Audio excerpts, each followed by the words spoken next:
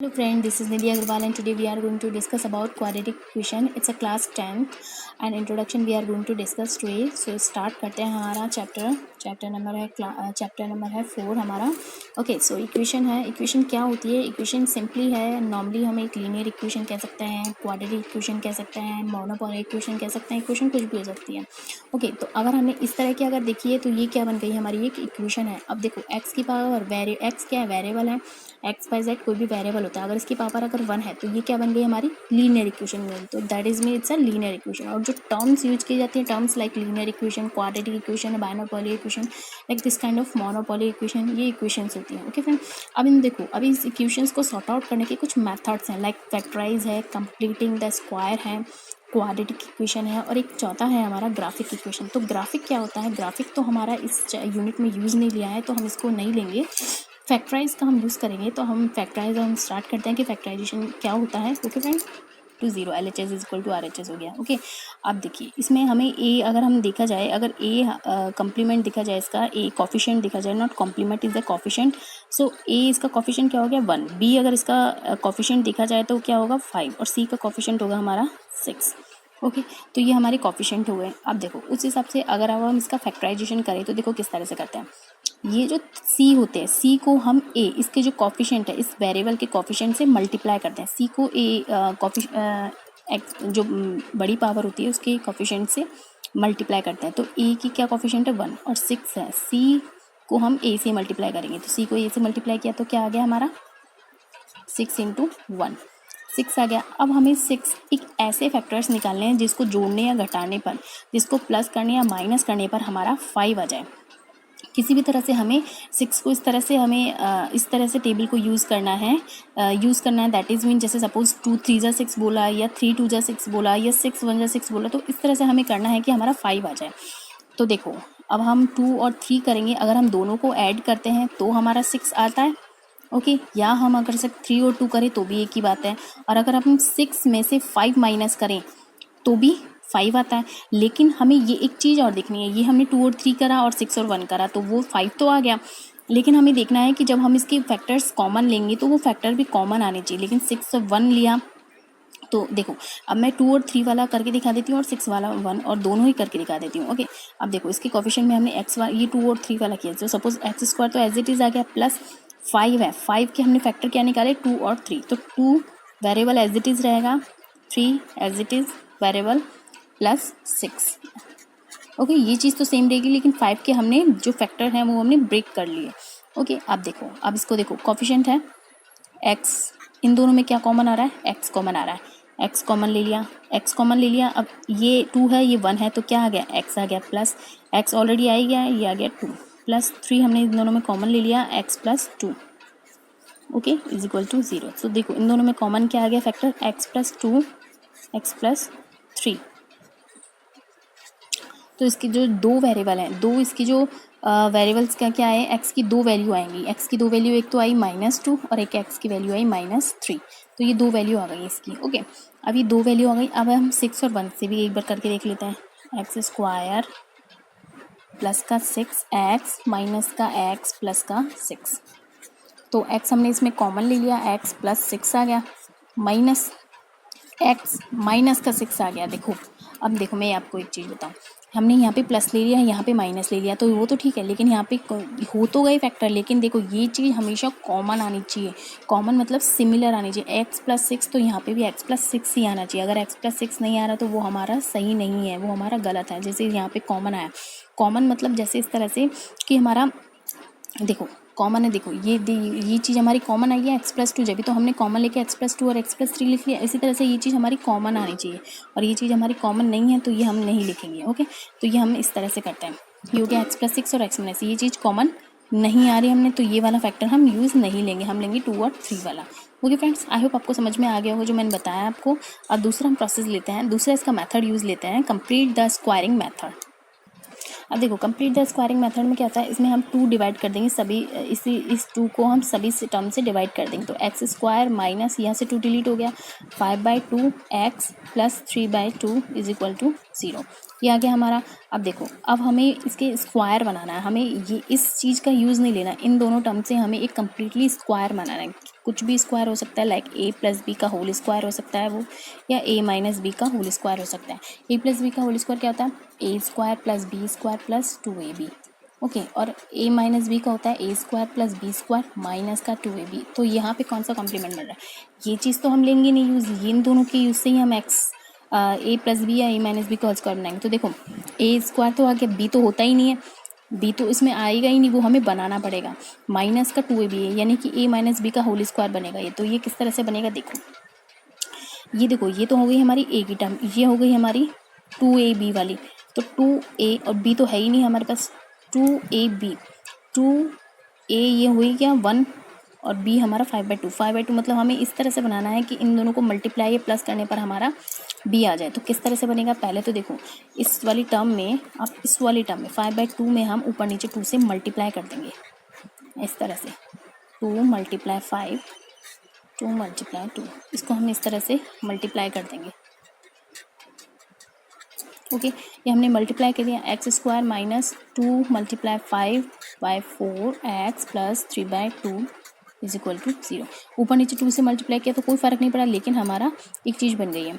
देखो, 2ab बन गई हमारी, क्योंकि हमारी 2 चाहिए था तो 2 तो आ ही नहीं रहा था, 2ab बन गया, इससे हमारा 2 तो आ गया, a बन गया 1, और b क्या होना चाहिए हमारा? जो हमारा ये 5/2। तो हमारा किस तरह से बनेगा? 5/2 बन गया, लेकिन हमें 2 नहीं था तो ऊपर नीचे पहले मल्टीप्लाई किया था तो ये हो गया, तो 5/4 हमारा b क्या बन गया? हमारा 5/4।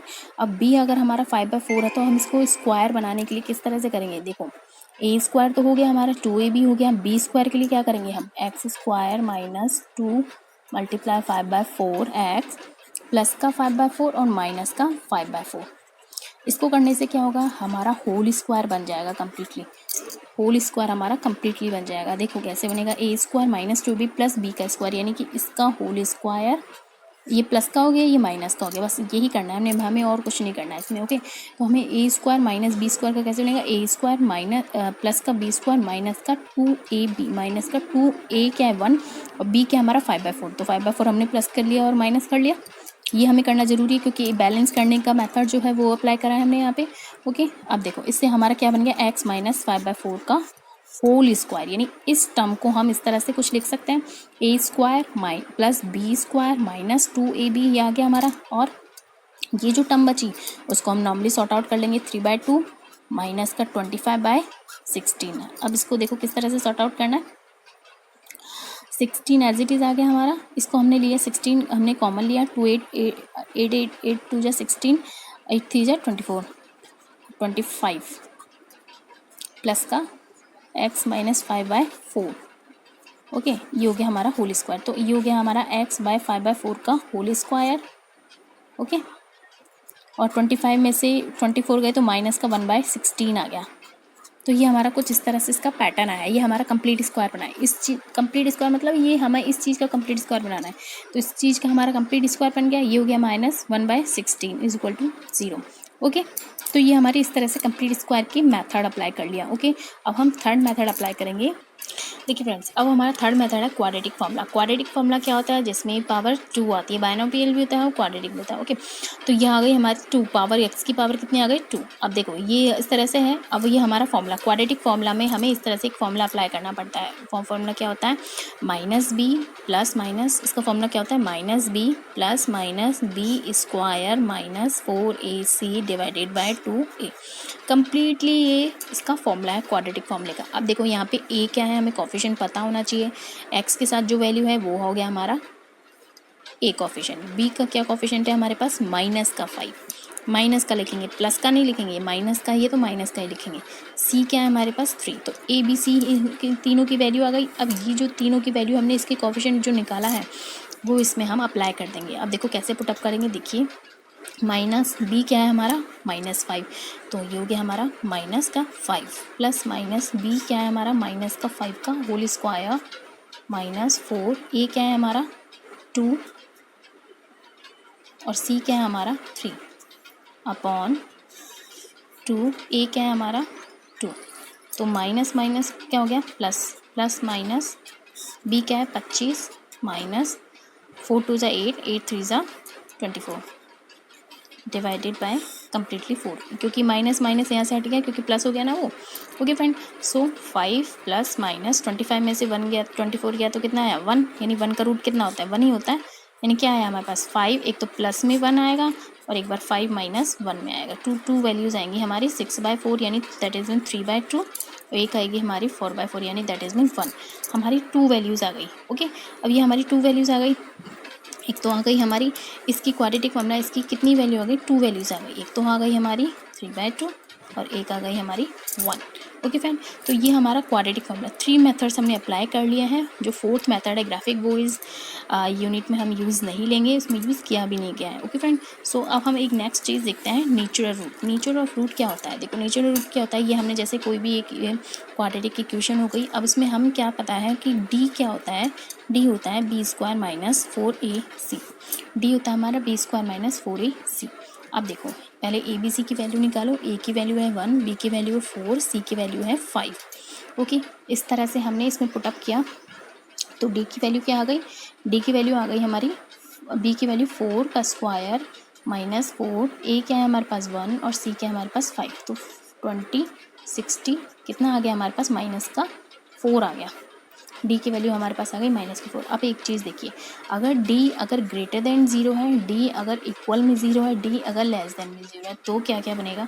अगर डी अगर ग्रेटर देन 0 है तो 2 डिस्टिंक्ट रूट्स, इसके रूट्स कितने आएंगे 2 distinct roots, 2 distinct roots, real roots बनेंगे इसके, 2 रूट्स आएंगे इसके, 2 रूट आएंगे। टी अगर ग्रेटर देन है 0 के तो 2 रूट बनेंगे इसके, 2 रूट बनेंगे like this kind of. 2 root किस तरह से आएंगे, ऐसे बन सकता है या ऐसे बन सकता है, कुछ भी आ सकता है, डिफरेंट भी आ सकता है, इक्वल भी आ सकता है। अगर इक्वल आए तो इसके एक वन रियल रूट बनेगा। ओके, वन रियल रूट बनेगा। और अगर अब डी लेस देन 0 है तो कोई रूट नहीं बनेगा, नो रियल रूट, इसमें कोई रियल रूट नहीं बनेंगे। ओके फ्रेंड, इसमें 2 जब डी अगर इक्वल है 0 तो हम 2 ही बनाएंगे ना, इसमें तो 1 कैसे बनेगा, डी ग्रेटर देन 0 तो 2 डिस्टिंक्ट रूट और डी इज इक्वल टू 0 तो 2 रियल रूट 2 बनेंगे, मतलब इक्वल्स वैल्यू आएंगे। ये 3/2 है तो इसमें भी 3/2 ही आएगी। यहाँ डिस्टिंक्ट रूल है, that is mean greater than 0 है तो क्या बनेगी डिफरेंट।